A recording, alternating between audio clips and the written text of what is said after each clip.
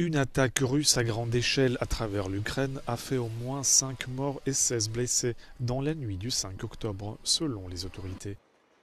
Le président Volodymyr Zelensky a déclaré que 9 régions ont été visées par des missiles de croisière, des missiles balistiques Kinjal et des drones kamikazes.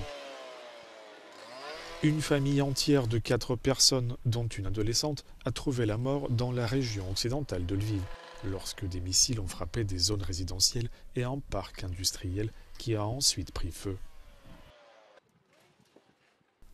À Zaporizhia, au sud du pays, l'attaque aérienne a tué une femme et blessé au moins 10 autres personnes, dont une jeune fille de 16 ans.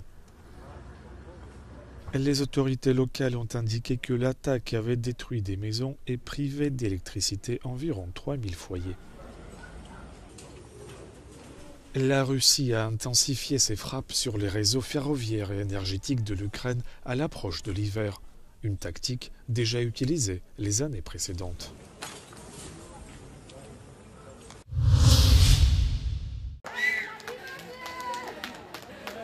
Une nette victoire de l'ANO qui augure un retour aux affaires spectaculaires. Le parti populiste de l'ancien Premier ministre Andrej Babiš est arrivé largement en tête des élections législatives tchèques avec 34,5% des voix. Un résultat célébré par le milliardaire qui a fait jouer sur scène ce tube italien planétaire. Babiš a battu la coalition pro-européenne au pouvoir, dirigée par l'actuel chef du gouvernement, Petr Fiala. Mais avec 80 sièges au Parlement, son parti, l'ANO, aura besoin de partenaires pour diriger la politique de la nation. Le populiste pourrait se tourner vers les partis d'extrême droite anti-migrants ou hostiles à l'Ukraine, qui ont remporté ensemble environ 15% des suffrages. Au cours de sa campagne, Andrej Babiš a remis en question le soutien à Kiev et a promis une énergie moins chère, des pensions plus élevées et une attention particulière aux affaires intérieures du pays. Une forte présence policière était encore visible dans la capitale géorgienne Tbilissi ce dimanche, après une nuit d'intenses affrontements entre les manifestants et les forces anti-émeutes. Samedi soir, la police a utilisé des canons à eau et des gaz lacrymogènes pour repousser la foule qui tentait de prendre d'assaut le palais présidentiel. Des dizaines de milliers de personnes s'étaient rassemblées pour protester contre le parti au pouvoir, Rêve géorgien, qu'elles accusaient une fois encore d'éloigner le pays de l'Union européenne. Le parti a gelé les négociations d'adhésion à l'UE l'année dernière, qualifiant l'approche de Bruxelles de chantage. Rêve géorgien insiste toutefois sur le fait que la voie de l'adhésion à l'UE reste d'actualité.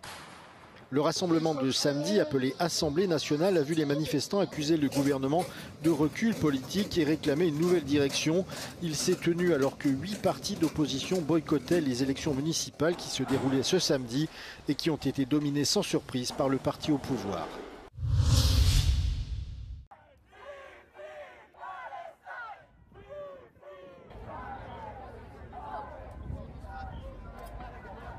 After Wednesday, Thursday and Friday, another rally is taking place here in the Italian capital. At this time yesterday, around 2 million people, that's according to Italy's main union, CGIL, took part in the general strike and in the protests that took place across the country. Today, the same amount of people, if not more, are expected to join the protests, partly because it's the weekend, but also because many decided not to strike on Friday.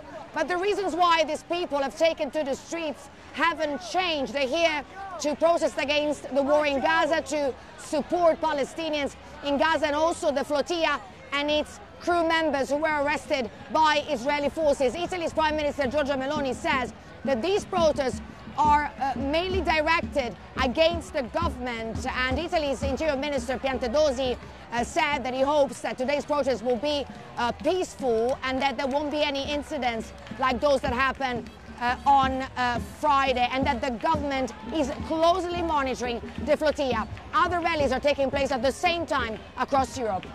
Giorgio Orlandi for Euronews in Rome.